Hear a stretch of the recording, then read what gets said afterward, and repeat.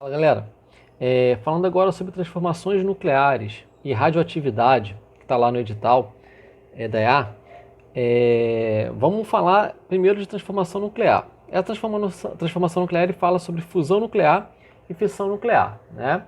A base disso é você entender, primeiro, diferenciar a ideia básica da fusão nuclear da fissão nuclear, que é fusão nuclear, juntar núcleos atômicos pequenos no núcleo atômico maior. A fissão nuclear é pegar um núcleo atômico grande e transformar em núcleos menores. Por que isso é importante? Porque alguns tipos de fusão nuclear e de fissão nuclear, eles liberam muita energia, né? Então, é interessante a gente dar uma olhada nessa parte aí. Vamos começar pela fusão nuclear. A fusão nuclear, ela pode acontecer em regiões que você tenha muita pressão e, além disso, muita energia cinética em determinados átomos, né? Por quê? Quando você tem muita pressão, com muitos átomos, eles estão muito juntinhos uns dos outros, né? Então isso facilita com que eles se juntem uns aos outros, né? E a energia cinética muito alta, né, significa o quê? Que eles vão estar se movimentando muito rápido. Então a chance de um chegar mais próximo do outro também é muito grande, tá? Então esses dois fatores vão ficar mais claros mais à frente, mas por enquanto precisa de muita pressão e muita energia cinética. Só que essa energia cinética de átomos, né, de partículas, a gente chama de quê? De temperatura, basicamente, né? Então, ele precisa de muita pressão e muita temperatura. Tá? Quando isso acontece, existe uma situação que você pode ter os átomos se unindo. E nisso, né, eles vão virar um núcleo maior. O exemplo mais comum é da fusão que acontece no Sol e a fusão de bomba de hidrogênio, né? Em ambos os casos, né, que são os mais cobrados em provas, você vai ter aí hidrogênio, núcleo de hidrogênio junto de núcleo de hidrogênio, tentando se unir, formando o núcleo de hélio. Só que isso aí é o básico do básico, né? Os núcleos que você vai ter de hidrogênio virando de hélio, eles são núcleos diferentes, tá? Eles vão estar com uma formação diferente, né? Por exemplo, quando você pega um átomo de hidrogênio, você pode tirar, por exemplo, um elétron dele, né, que ele vai virar um íon, mas ele continua sendo um hidrogênio. Você também pode ter algumas variações no núcleo dele, que a gente vai chamar de isótopos, tá? Aí você vai ter dois isótopos muito importantes para essa fusão, que são ambos isótopos do hidrogênio, que é o trítio e o deutério. O deutério tem um núcleo com um próton, que eu botei aqui o mais, e o nêutron, que é o N. O trítio também é hidrogênio, mas o núcleo dele são dois nêutrons e um próton. Tá? Quando você tem esses dois isótopos em grande quantidade, numa região com muita pressão e muita temperatura significa que eles vão ter muita energia cinética, então eles vão estar muito rápidos. Tá? Pode acontecer de um ir de encontro ao outro. Tá? Quando um vai de encontro ao outro, você vai ver que o trítio ele é positivo, porque nêutron não tem carga. Próton é positivo. O deutério também é positivo. Então, a tendência é que um empurre o outro, né? Mas se eles estiverem com tanta velocidade que eles consigam se encostar, né? Ou chegar numa região tão próxima da outra que existe uma nova força, que é o que a gente chama de força nuclear forte. Eles vão se unir, tá? Então, para isso acontecer, a gente fala que eles têm que vencer o que a gente chama de barreira coulombiana, né? Que é a barreira que existe da força elétrica de repulsão entre os núcleos, porque eles são positivos, né? Então, positivo repele positivo. Então, se eles estiverem com essa velocidade tão alta, eles vão conseguir chegar próximos ao ponto de uma nova força, chamada força nuclear forte, atuar, fazendo eles grudarem um no outro. Só que quando eles grudam, né, eles vão formar uma nova estrutura que é muito instável, né? Isso aqui é um hélio instável, tá? Isso aqui é um núcleo de hélio bem instável. Quando isso acontece, depois de um pequeno intervalo de tempo, né, ele vai tentar virar, né, um núcleo estável. E para isso ele vai expulsar um nêutron com muita velocidade. E além disso ele vai liberar também energia. Tá?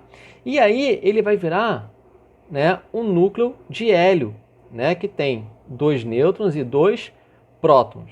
Então o processo resumido é esse. Tanto que acontece na fusão de hidrogênio no Sol, que é o maior combustível do Sol é esse, né? Ele fica juntando hidrogênio e liberando, e virando hélio, liberando energia, chega até a gente como? Como radiação eletromagnética em várias frequências, né? Infravermelho, luz visível, ultravioleta e por aí vai. Então, o que acontece? Esse é um exemplo, tá bom? O que a gente pode falar além disso, né? Olha só, é importante reparar que nessas condições de pressão e temperatura, o átomo ele não consegue ficar inteiro, tá? Você vai ter tipo uma sopa de partículas.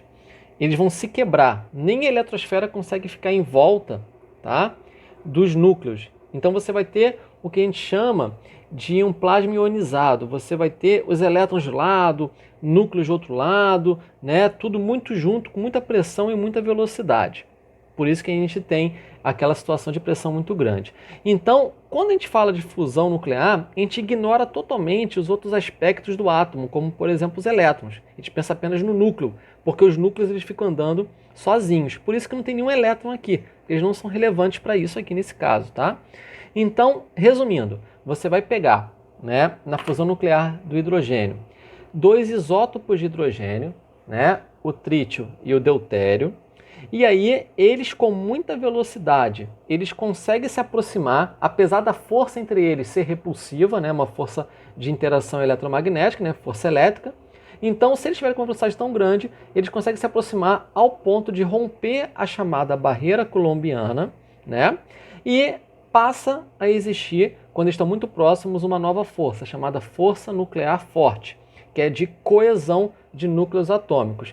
Essa força faz eles juntarem no núcleo instável, né, um núcleo de hélio instável, e aí esse núcleo, como é instável, ele fica pouquíssimo tempo junto, e ele libera logo em seguida um nêutron para se estabilizar. Nisso que ele libera um nêutron, ele libera também muita energia, tudo bem? E aí ele vira um núcleo de hélio, também conhecida como partícula alfa, que tem 2 prótons e 2 nêutrons, né? E essa energia, tá? Qual é a importância disso daqui, né, em prova? O Sol, né, ele funciona basicamente dessa forma para ter energia, para não colapsar por causa da gravidade, tá? E a bomba nuclear de hidrogênio também é feita através da fusão nuclear, tudo bem? Bom, existe outro tipo de fusão nuclear? Existem. Só que o problema é que nem toda fusão nuclear ela libera energia. Tem fusão nuclear que ela consome energia. Mas isso só acontece quando a fusão é feita de núcleos mais pesados do que o núcleo do ferro, por exemplo. Tá? Então, quando você tem muita pressão e muita energia cinética em núcleos de ferro, eles também vão se unir. Mas quando eles se unem, eles não liberam energia, eles absorvem energia. Então não é interessante para a gente porque ela não serve como fonte energética. Tá? A fissão nuclear é como? A fissão nuclear é justamente o contrário. Ao invés de núcleos pequenos se unirem no núcleo grande, você vai ter um núcleo grande virando núcleos pequenos. O exemplo mais comum, né, é o do urânio, da bomba atômica de urânio, né? Como é que ela funciona basicamente? Você vai ter aí um núcleo de urânio 235, tá? Esse núcleo ele vai ser bombardeado com um nêutron com altíssima velocidade, de forma que quando ele junte no urânio, ele vire um novo tipo de urânio, que é o urânio 236, tá? Essa nova forma, né, esse novo isótopo de urânio aqui, ele é muito instável e o que ele vai fazer para ficar estável? Ele vai quebrar ao meio e aí ele vai virar 2, né, núcleos, um de bário e outro de criptônio, tudo bem?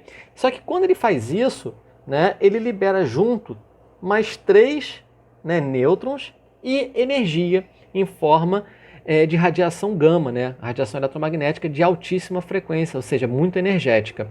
Só que o problema é que se você tiver uma região com muito urânio, né, esses nêutrons aqui, eles vão bater em outros urânios e vai fazer a mesma coisa, criar novos núcleos instáveis que vai liberar mais nêutron ainda. Então você gera um efeito em cadeia, né? Você joga um nêutron num urânio, né, 235, numa região que tem muitos outros núcleos de urânio 235 e a instabilidade dele, quando quebra, ele faz um efeito em cadeia, criando muito bário e criptônio, muitos nêutrons, né, que vão quebrando mais átomos de urânio, liberando cada vez mais energia, tá?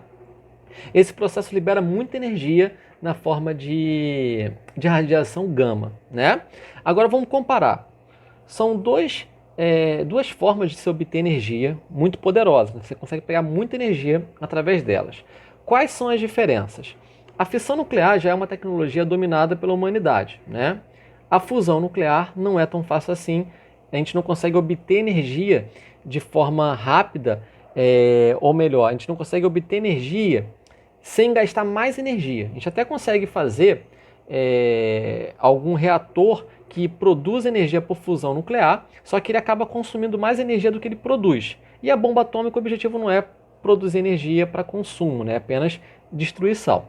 Mas assim, então primeira relação aí, fissão nuclear, né, é mais fácil de controlar em relação, quer dizer, a tecnologia já foi mais controlada, né? O ser humano já sabe usar melhor. Só que o problema é que fissão nuclear ela libera radiação gama. E a gente viu que a radiação gama é lá no topo, né, do espectro eletromagnético em relação à frequência. Então ela é uma onda muito energética. Então ela é uma radiação ionizante, ela faz muito mal.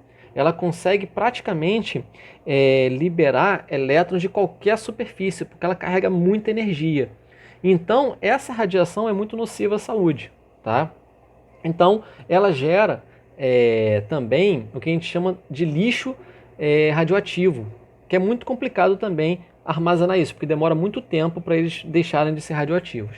Tá? Então, o lixo que a fissão nuclear produz é muito ruim. Tá? Fusão nuclear não produz lixo, né? Ela vai produzir apenas essas partículas alfa que não fazem mal. Tudo bem? Então, outra comparação é essa. Tá? Bom, de forma geral, eu acredito que se cair alguma questão falando de transformação nuclear, ela vai falar apenas disso daí, ok? Continuando. Agora vamos falar da radioatividade. A radioatividade, basicamente, é quando você tem a emissão de alguma radiação, né? As radiações que a gente estuda, pelo menos no ensino médio, são essas três aqui, tá? Que é a radiação alfa, a radiação beta e a radiação gama. A radiação alfa e a radiação beta, elas são de partícula, elas liberam partículas. E a radiação gama, a gente já sabe o que é uma radiação eletromagnética, então ela não libera partícula, tá? A radiação alfa, ela é 2 prótons e 2 nêutrons, tá? Ou seja, ela tem a mesma estrutura, né, que essa partícula alfa aqui, ó, dessa fusão nuclear. Tudo bem? Aqui a gente chama de partícula alfa porque ela não está sendo necessariamente emitida indo para algum lugar. Ela foi um produto aí da fusão nuclear. Quando ela é emitida, a gente fala que é uma radiação, são raios alfa, tá? Então é aquela mesma coisa. Ela tem baixo poder de penetração porque ela tem muita massa, ela interage muito rápido com qualquer matéria. Então, por exemplo, ela não consegue nem ultrapassar uma folha de papel, tá? Raio beta. Os raios beta, né, eles são basicamente, botei aqui entre aspas, elétrons de alta energia. Na prática, eles não são elétrons mesmo, só que eles são outras coisas que a gente não estuda no ensino médio, tá? Eles são pósitrons, que é a antimatéria do próton, eles também são partículas subatômicas, né, que a gente não vai estudar. Então, basicamente, ele libera, né, partículas negativas, tá, de alta energia, e você despreza a massa dele. Tá? Então, primeira comparação aqui entre essas duas. Ó. Aqui tem massa, aqui embaixo ó, não tem massa. Segunda comparação entre essas duas. Né? O raio alfa ele tem baixo poder de penetração. Já o raio beta ele tem um maior poder de penetração. Ele consegue atravessar, por exemplo, uma folha de papel. Tá? E como que ele é feito, né? Como é que é produzida a radiação beta? Ela é feita através de uma mudança de nêutron virando próton ou de próton virando nêutron, ou seja, é uma mudança nuclear, tá? A força que move, né, essa transformação é chamada de força nuclear fraca, tá? E essa é a quarta força que existe na natureza. Nós temos 4 forças: a gravitacional, que a gente estudou bastante em Física 1, a força eletromagnética, que é comum, né? A gente fala de força elétrica e força magnética, A força nuclear forte é aquela que mantém os núcleos coesos, né, a que junta o núcleo, e a força nuclear fraca é responsável por fazer essa transição aí que cria o raio beta. Tudo bem? Bom, e existe mais um tipo de radiação, né, que é a radiação gama, que é produzida, por exemplo, na fissão nuclear, né? E ela, a gente já sabe o que é, né? É uma onda eletromagnética. Então, é o quê? Ela transmite energia por fótons, né, através de uma oscilação de campos elétricos e campos magnéticos, tudo bem? Em relação à penetração, o raio gama ele penetra muito, né? Ele consegue ultrapassar metais e por aí vai. Então, raio gama, baixo poder de penetração, raio beta, intermediário, e raio gama é o maior poder de penetração que você tem aí, né? Alta energia, raio beta, raio gama, mais energia ainda. Tem muita energia, né? O raio gama. Tudo bem? Então, assim, de radioatividade, é provável que caia mais questões teóricas falando sobre isso daí, né? E transformação nuclear, sobre aquilo que a gente falou aqui antes, de forma teórica, porque senão a gente entra muito em química e a prova de vocês não cai química, né? Então, não faz muito sentido a gente ficar se aprofundando nas fórmulas químicas, né? Para fazer aquelas contas, porque não seria coerente da banca, né? Então é isso daí. Um abraço, galera.